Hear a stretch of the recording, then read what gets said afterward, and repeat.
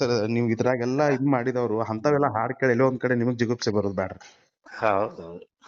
ಅದಕ್ ಸರ್ ಇದನ್ನ ನಾವು ಕಡಿವಾಣ ಹಾಕಬೇಕು ಸರ್. ಕಡಿವಾಣ ಹಾಕಿ ಒಂದ್ ಪೂರ ಉತ್ತರ ಕರ್ನಾಟಕದ ಒಂದ್ ಸಂಘಟನೆ ಮಾಡ್ಕೊಂಡು ಕಲಾವಿದ್ರ ದೇವ ದೇಶಕ್ಕಾಗಿ ಮಾಡ್ಬೇಕು ಅಂತ ಹೇಳಿ ವಿಚಾರ ಮಾಡಿದೀವಿ ಸರ್. ಅದ್ ಹೆಂಗ್ ಮಾಡ್ಬೇಕು ಗೊತ್ತೇನ್ರಿ? ಹಾ ಸರ್. ಕಲಾವಿದ್ರ ಇದ್ರದ್ ಕೂಡ ಜೊತೆಗೆ ಅವನ ಕಲೆಯ ಜೊತೆಗೆ ಅವನ ಬರವಣಿಗೆ ಜೊತೆಗೆ ಹಾ ಸಂಸ್ಕಾರಗಳನ್ನ ಕೊಡೋದು ದೂರ ಉಳಿತ್ರಿ. ಅದನ್ನ ಕೊಡ್ಬೇಕು, ನಮ್ ಕರ್ತವ್ಯ ಅದು.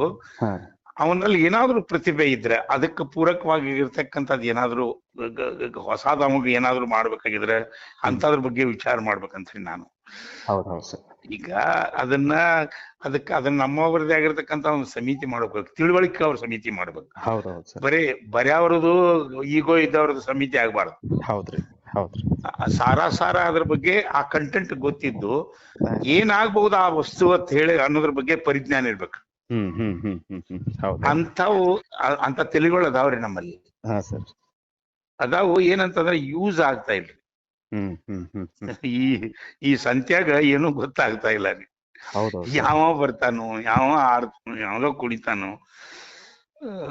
ಅದು ಮಾಡಿದ್ರೆ ಒಂದಿಷ್ಟು ಏನ್ರಿ 12ನೇ ಶತಮಾನದಾಗ ವಚನ ಕ್ರಾಂತಿ ಆಯ್ತು. ಈಗ ಜನಪದ ಕ್ರಾಂತಿ 21ರಾಗ ಜನಪದ ಕ್ರಾಂತಿ ಯಾಕೆ ಆಗ್ಬಾರ್ದ ನಾವನ? ಉಲ್ಟಾ ಪಲ್ಟಾ ಅಷ್ಟೇ ರೀ. ಅದು 12, ಇದು 21 ನೋಡ್ ಸರ್ ಹೆಂಗ್ ಸಿಂಕ್ ಆಗ್ತೈತಿ. ಅದನ್ನ ಹೇಳ್ತೇನ್ರಿ ನಾನು. ಅದನ್ನ ಹೇಳ್ತೇನ್ರಿ. ಈಗ ನಾವು ಅದನ್ನ ಆರಂಭ ಮಾಡಿರ್ತಕ್ಕಂತ ಮನುಷ್ಯರು ನಾವು ಅದೀವು. ನಮ್ಮ ಲೆಕ್ಕಾಚಾರ ನಿಮ್ಗೆ ಹೇಳ್ತೇನ್ರಿ. ನಾವು ಇವತ್ತಿನ ಟೈಮ್ ನಲ್ಲಿ ನಾವ್ ಯಾಕಾರ ಅದನ್ನ ಆರಂಭ ಮಾಡಿದಪ್ಪ ಅಂತಕ್ಕಂತ ಪರಿಸ್ಥಿತಿ ಈಗ. ನಮ್ಗೆ ನಮ್ ಬಗ್ಗೆ ನಮ್ಗ್ ಬ್ಯಾಸರ ರೀ. ಆದ್ರೆ ಒಳ್ಳೇದ್ ಯಾಕೆ ಆಗ್ಬಾರ್ದ್ರಿ ಅದರಿಂದ? ಅಲ್ಲ ಸರಿ ಅದ ಸರ್. ಈಗ ನೀವ್ ಹೆಂಗ್ ಹೇಳಿದ್ರಿ ಸರ್, ನಮಗ ಹಿಂಗ ಅನ್ಸಾಕತೈತಿ ಅಂತ ಹೇಳ್ತಿರಲ್ಲ ಸರ್, ಅದು ಅನ್ಸಾಕತ್ತಿದ್ನು ಇಂಥ ಹಾಡುಗಳಿಂದನ ಅಲ್ಲ ಸರ್.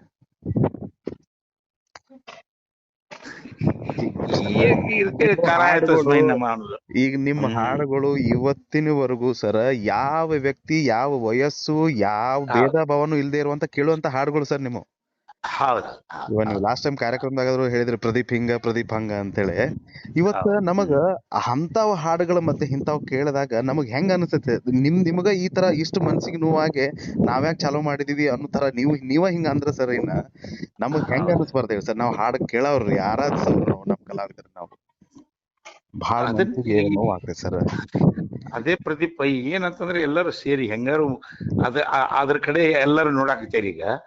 ನೋಡುವಾಗ ಅದನ್ನ ಪಕ್ಕಾ ನೋಡಿ ಅದಕ್ಕೊಂದು ಕನ್ಕ್ಲೂಷನ್ ಮಾಡಿ ಏನೋ ಒಂದು ಟೋಟಲಿ ಅದಕ್ಕೊಂದು ಸರಿ ದಾರಿಗೆ ತಂದು ಹಚ್ಚೋದು ನಡಿತೈತಿ. ಮಾಡಿದ್ರೆ ಬರ್ತೈತಿ, ಅದು ಬರ್ತೈತಿ. ಆದ್ರೆ ಬಿಡ್ಬಾರ್ದು ಬ್ಯಾಸರ ಪಟ್ಟು. ಇಲ್ಲ ಇದು ಸರ್ ನೀವ್ ಹೆಂಗ್ ಹೇಳಿದ್ರಿ, ನಿಮ್ದು ಎಂತ ಒಳ್ಳೆ ಮನ್ಸ ಅಂತಂದ್ರಿ. ಅವ್ರ ಇಂತದ್ ಮಾಡಾಕತ್ತಾರ. ಆದ್ರ ಪಾಪ ಅವ್ರ ಕಡೆ ಒಂದು ಹೊಸ ಪ್ರತಿಭೆ ಇತ್ತು ಅಂತಂದ್ರ ಅದನ್ನ ಈ ತರ ಒಳ್ಳೇದಕ್ಕ ಯೂಸ್ ಮಾಡ್ಕೊಂಡ್ ಬದ್ಲಾಗ್ಲಿ ಅಂತ ಹೇಳಿದ್ರಲ್ಲ ಸರ್. ನಿಮ್ಮ ಮನ್ಸಿಗೆ ನಾವ್ ಏನ್ ಹೇಳ್ಬೇಕು ನಮ್ಗ್ ಗೊತ್ತಿಲ್ರಿ. ಇವತ್ತು ನಾವು ಅದನ್ನ ಹೇಳ್ತೀವಿ ಸರ್ ಅವ್ರಿಗೆ. ಗೊತ್ತಿಲ್ರಿ ಪಾಪ, ಗೊತ್ತಿಲ್ಲ, ಇನ್ನೋಸೆಂಟ್ ಅವ.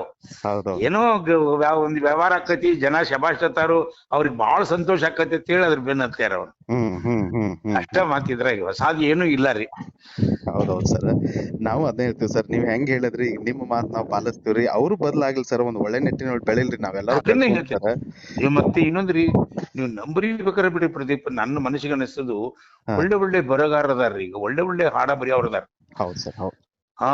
ಅವಕ್ಕ ಏನಂತಂದ್ರ ರೀ, ಅದಕ್ಕೆ ರಾ ಮಟೀರಿಯಲ್ ಸಿಕ್ಕಿಲ್ಲ ರೀ. ಬರೀ ಈ ಹುಡುಗ ಹುಡುಗಿ ಪ್ರೀತಿ ಪ್ರೇಮ ಬಿಟ್ರೆ ಏನು ಸಿಕ್ಕಿಲ್ಲ ಅವ್ರಿಗೆ.